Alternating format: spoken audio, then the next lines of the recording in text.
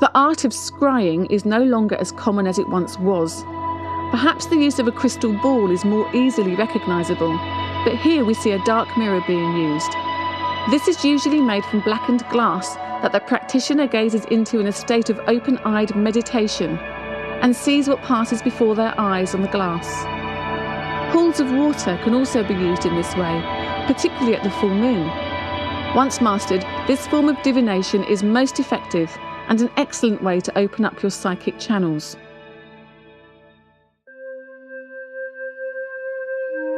Fire gazing is also an old art.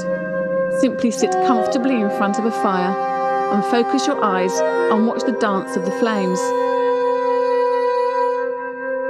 Maybe they will form shapes, sometimes even words. Your unconscious mind will draw you in and help interpret what you see. This is a lovely, relaxing form of divination, almost akin to lucid dreaming. It's also a great way to interact with the fire elementals, the salamanders.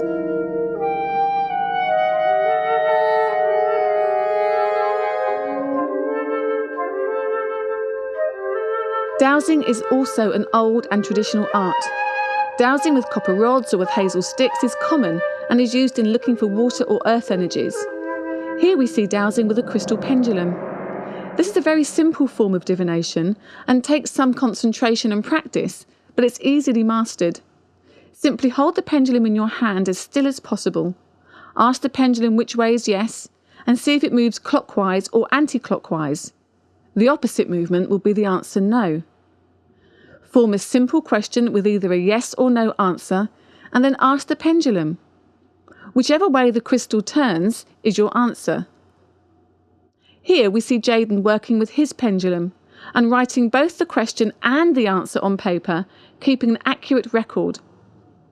Eventually, when one becomes proficient with a pendulum, you can reach the answers to even the most complicated questions, using simple yes or no answers through the power of elimination. The beauty of pendulum dowsing is that the pendulum is small and can be carried anywhere, making it an accessible tool at any time.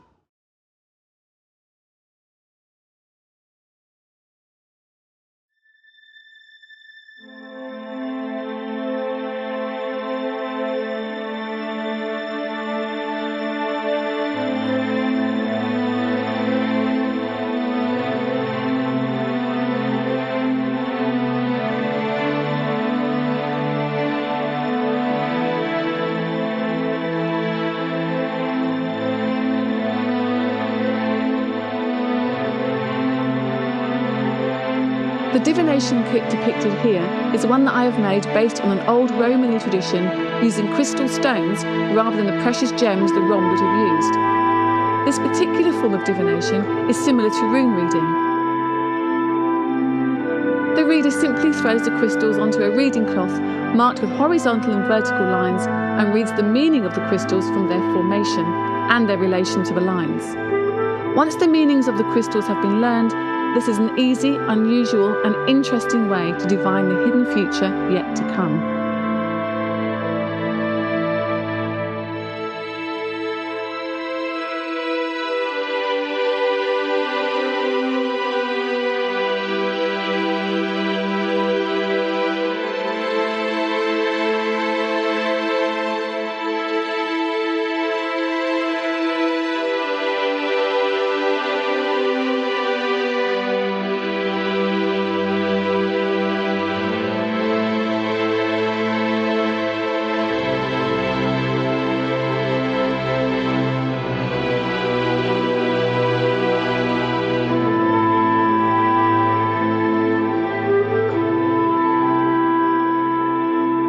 We will look now at the group working the full moon. The ritual has been kept very simple and it's just the bare bones, as it were, but it will illustrate clearly some of the points we have been talking about. It's important to remember that the words you use are not overly important, but it's the sentiment and the integrity of them that matter. A solitary female practitioner can easily work the same ritual, but instead of a priest calling the goddess, she can invoke the goddess into herself. The ritual here shows a simple blessing from the high priestess to the group, but you can include a healing ritual or partake of scrying or even some spell work if you wish. The body of the ritual is entirely up to you. Can you tell us why it is traditional for witches to work at full moon? Yeah, there's a couple of reasons why. The full moon ritual is known as an esbat. And the esbat is a traditional time for witches to come together and to meet up. So is that different to a sabbat? Yeah. Esbats are only on full moons. Sabbats are the solar festivals, the 8 sabbats of the year that we have, all the solar-based festivals. Okay. Esbats were the time when communities would come together, magical communities would come together. Covens would meet, or even if there were singular witches, cunning women and wise women in the other villages would all come together and meet together on full moons, esbats. Can you only actually work on the one night of the full moon? For full moon ritual? Yeah. No. Full moon actually lasts for 3 evenings. You have the evening before, the evening of the full moon, and the evening after. So you can work on any of those evenings and still catch the moon's power. Okay, fantastic.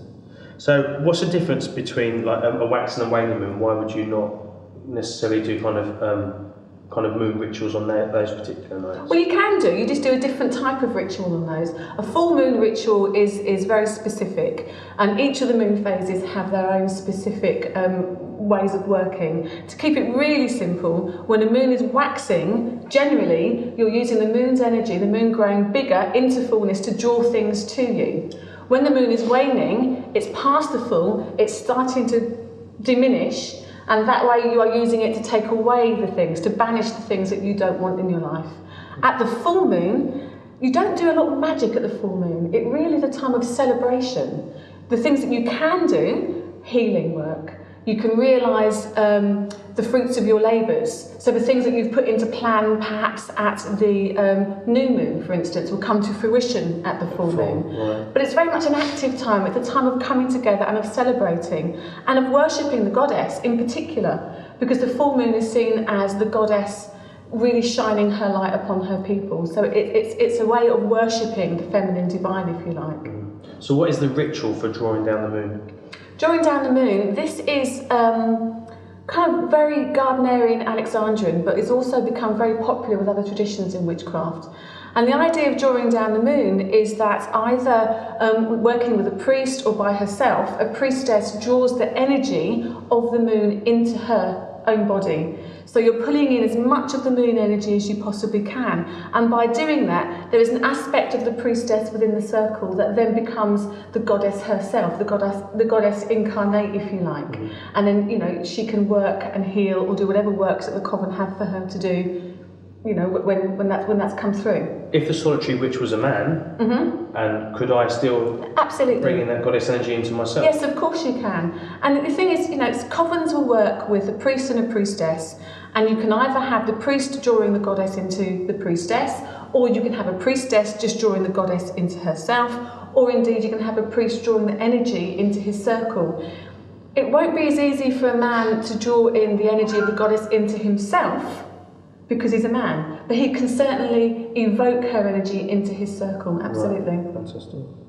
And is it important to learn all the words for the ritual off by heart before you do the ritual? No, there are many ways that you can do it. There are lots of lovely rituals out there online. You can write your own. There are many different charges of the goddess, which is poems designed to kind of create the energy of the goddess and bring that energy through. But actually, as long as you speak from the heart, as long as you understand that being in the moment is what's important with this ritual. It's a solemn ritual, it's a very deep ritual. So if you want to learn the words, that's great, but actually just really speaking from the heart and understanding that by speaking from the heart, what you're doing is you're allowing the energy of the goddess to fold around you and for the goddess to hold you and actually speak through her. So 12 months in a year, 12 full moons? No, 13 full moons in a year. There used to be 13 months. It's all to do with the change of the calendar to old calendars, Celtic calendars, right the way through to the modern calendar that we use today. And we've lost a month, and the 13th month was Arachne, the spider month. Oh, wow. Because they went by moon phases. We're much more solar-based society, so we go through the solar cycles. But with the old moon-based calendars, there's 13 moons a year. So actually in 12 months, you'll have 13 esbats.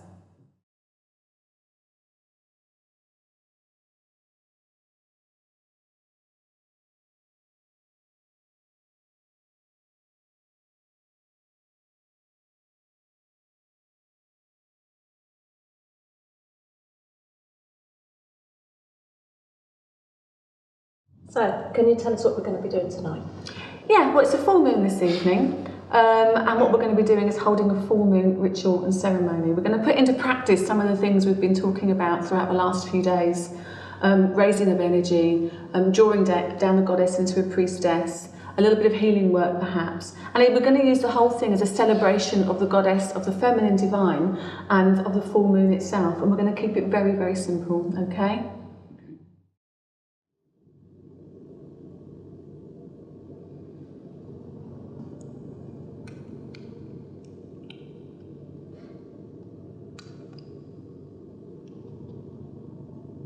May the blessings of the gods be upon you.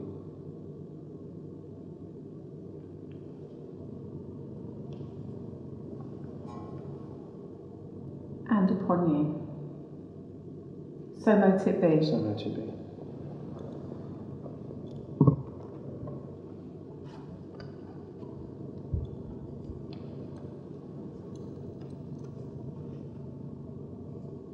Blessings be upon this creature of salt. May it be free from all hindrance and all malignancies and fit to dwell within this circle.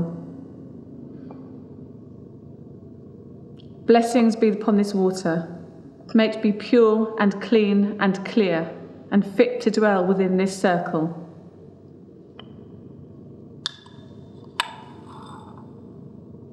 Salt to water, earth to water. Mixed together, strong together, protective, cleansing. So mote it be. So mote it be.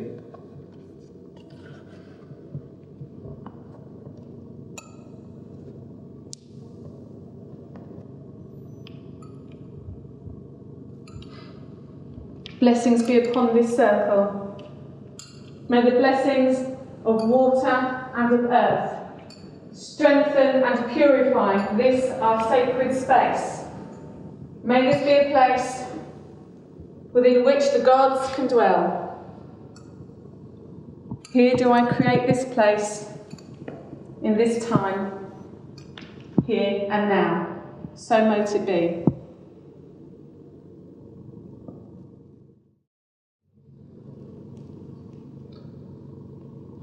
Elements of air and of fire, together powerful and purifying. This is the boundary of our sacred circle. Let nothing but love enter, and let nothing but love leave. Make this a place fit for the god and goddess to dwell.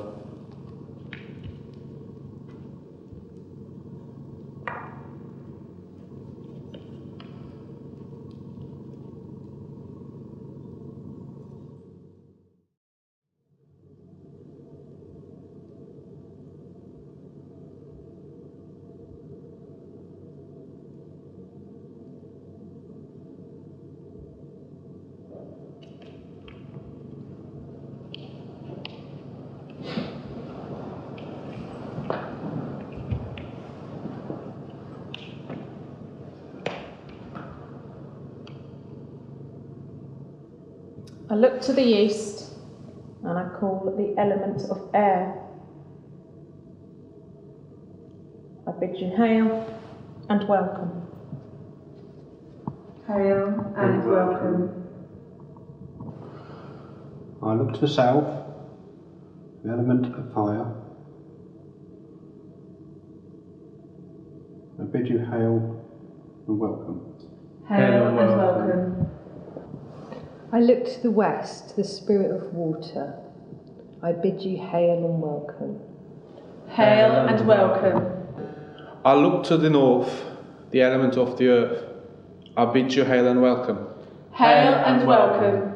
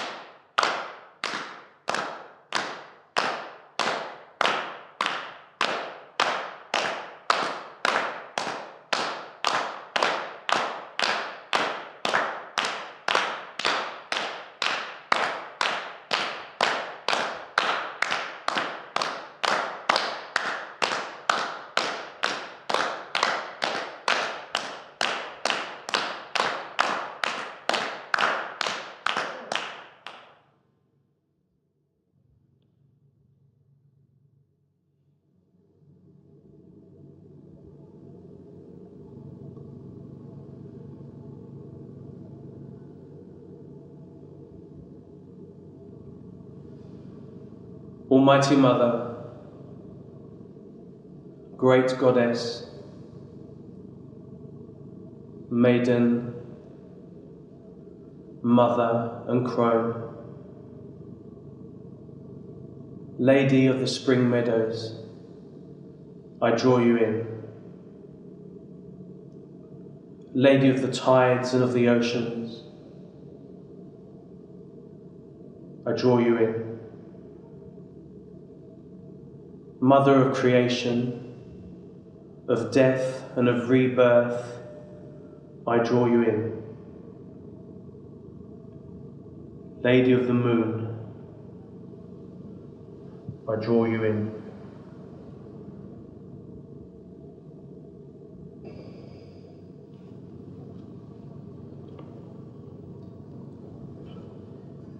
Hear ye the words of the great goddess.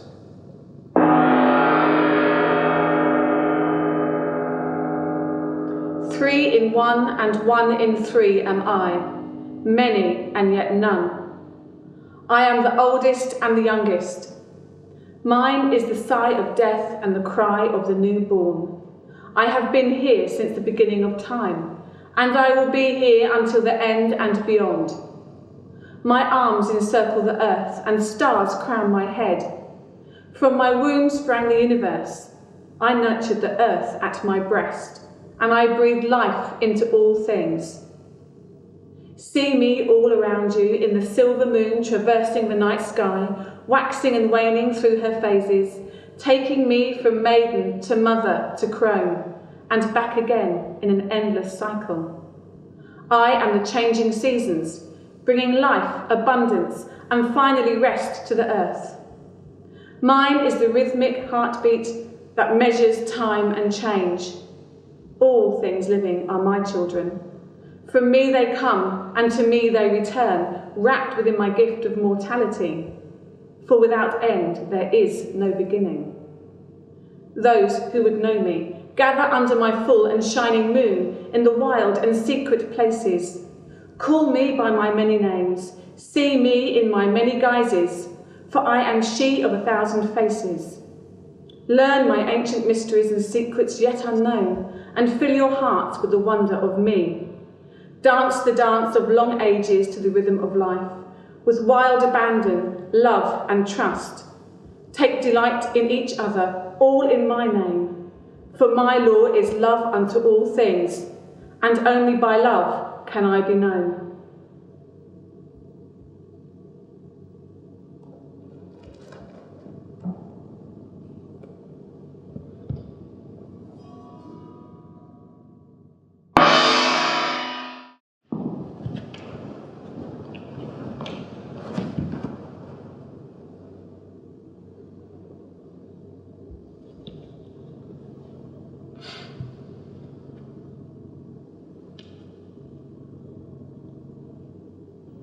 Blessings of the Moon Mother be upon you.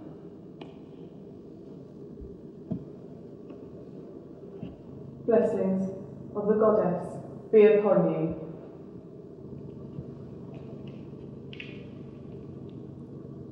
Blessings of the Goddess be upon you.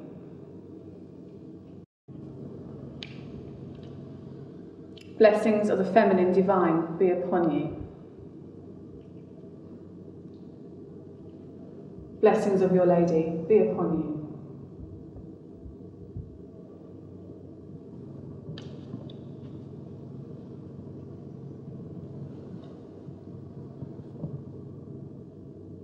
Almighty Mother, for your love and for your protection, we thank you.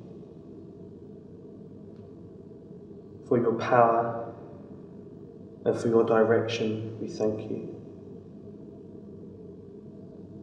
We send you back from where you've came, with love and respect.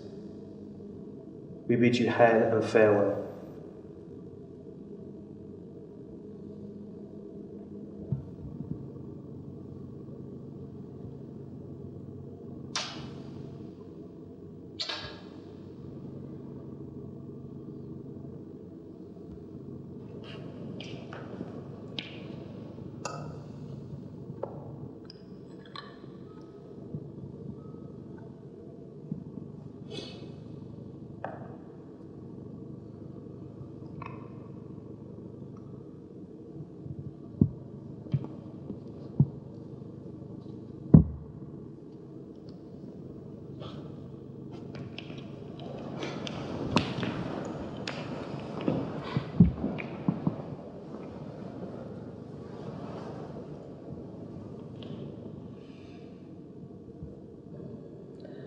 Mother darksome and divine, bless our food and bless our wine. Give us strength to work for thee, and as thy will, so mote it be.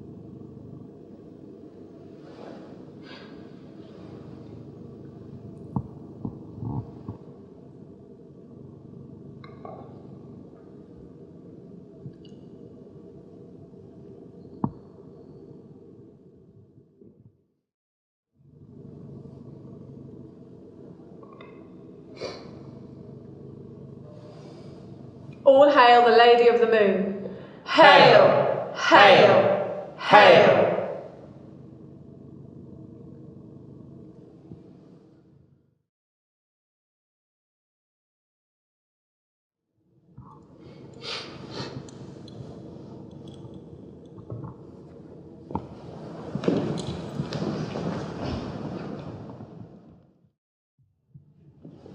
Thank you, spirits of air, for attending this ritual. I bid you hail and farewell. Hail and farewell.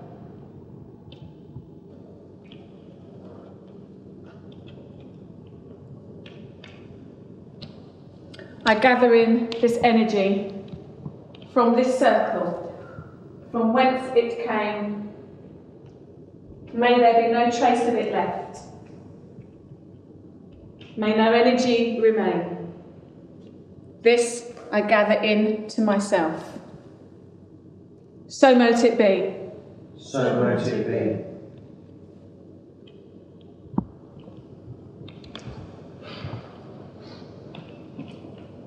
The circle is open yet unbroken. Merry meet, merry part, and merry meet again.